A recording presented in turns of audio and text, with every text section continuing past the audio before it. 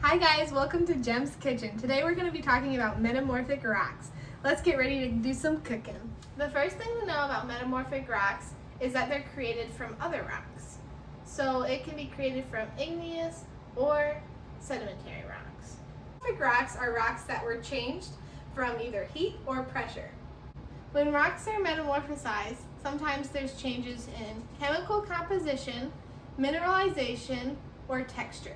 Today we're going to be looking at how high temperatures can affect the texture of rocks through baking some brownies. Come on, let's bake some brownies. And we're going to add 1 tablespoon of oil, 2 tablespoons of oil, 1 egg, and 1 tablespoon of water. Make sure you mix it up. Alright, so all these ingredients are like our parent rocks. So all metamorphic rocks have parent rocks, which they can come from. Certain metamorphic rocks come from certain parent rocks. For example, Alright, so let's go through parent rocks or protoliths. So a parent rock or a parent can create a daughter rock. For example, shale and mudstone can create slate, phyllite, and schist. Granite can create gneiss and magnetite. Limestone can create marble, and sandstone can create quartzite. And as mentioned before, this can cause changes in mineralization, chemical composition, or mineral composition. Or texture. these are parent rocks. Let's mix them together and make a new rock. Now let's imagine the rocks are moving through the crust and they're getting closer and closer to a heat source.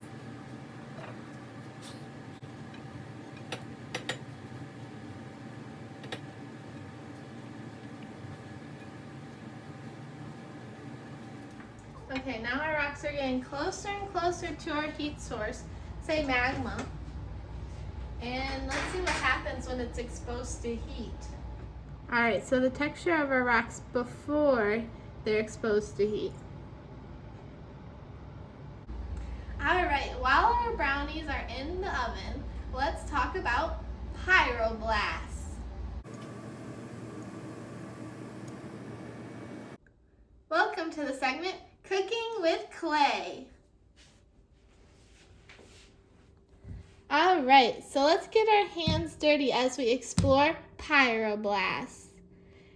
Just like in metamorphic rocks, pyroblasts in our clay represent those larger crystals that grow within finer grained minerals.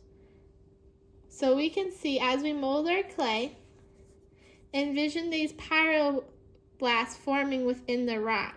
They're larger crystals that form within finer grain. As we mold the pyroblasts grow larger and larger, which help them stand out.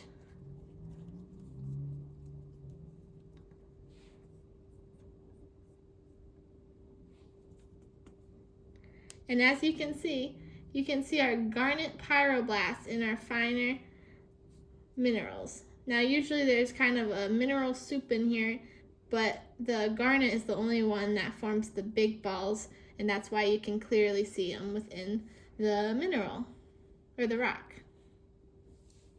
All right, so our rocks have been down into the crust for quite some time, and they've been really hot, so let's see how they're doing.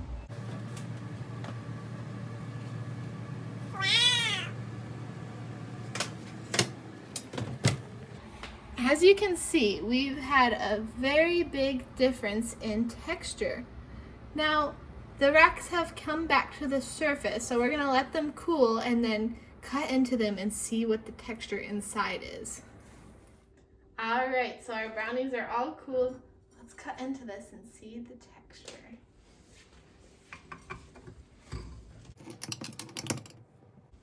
Wow. As you can see, the texture drastically changed from all that heat, just like a metamorphic rock would. When rocks are metamorphosized, they can experience changes in mineralogy. For example, shale, when it is metamorphosized into gneiss, it has some minerals that are destroyed and new minerals are formed.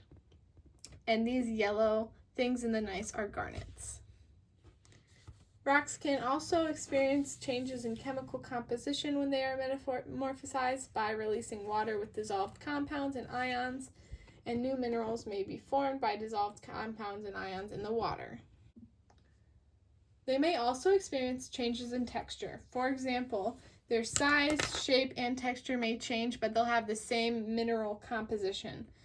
For example, this is sandstone and this is quartzite. As you can see, the sandstone is much rougher and the quartzite is very smooth.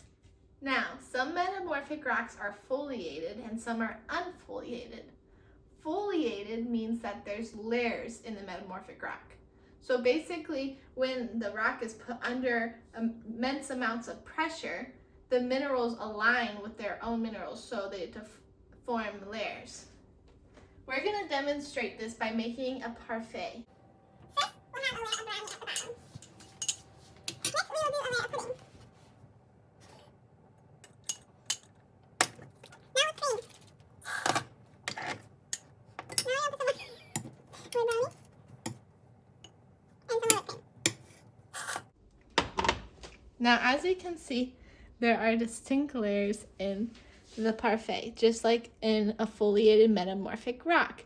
One example of a foliated metamorphic rock is marble.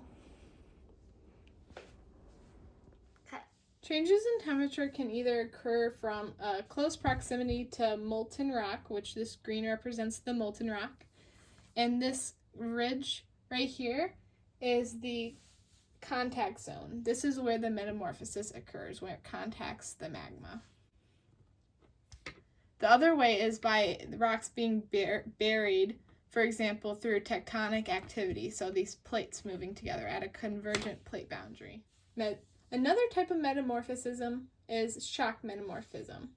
So this is when a meteoroid hits the Earth and puts an immense amount of pressure within a couple minutes on the Earth. And when the meteoroid is removed, you can see that there is a crater left behind.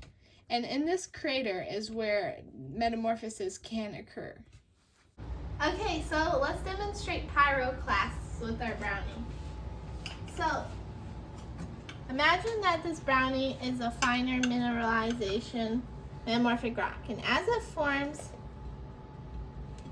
it might get pyroclasts formed in there, like garnet. So these strawberries represent our garnet, our larger crystals forming in our finer mineralization. There is a metamorphic grade in metamorphic rocks that range from low to high. At the lowest end is slate with no banding. It goes to phyllite, schist, gneiss, and magmatite. And as they increase the grade, they increase the banding. So magmatite has drastic banding, and the middle has very little banding. Thank you for tuning in on this episode of Jem's Kitchen featuring cooking with clay.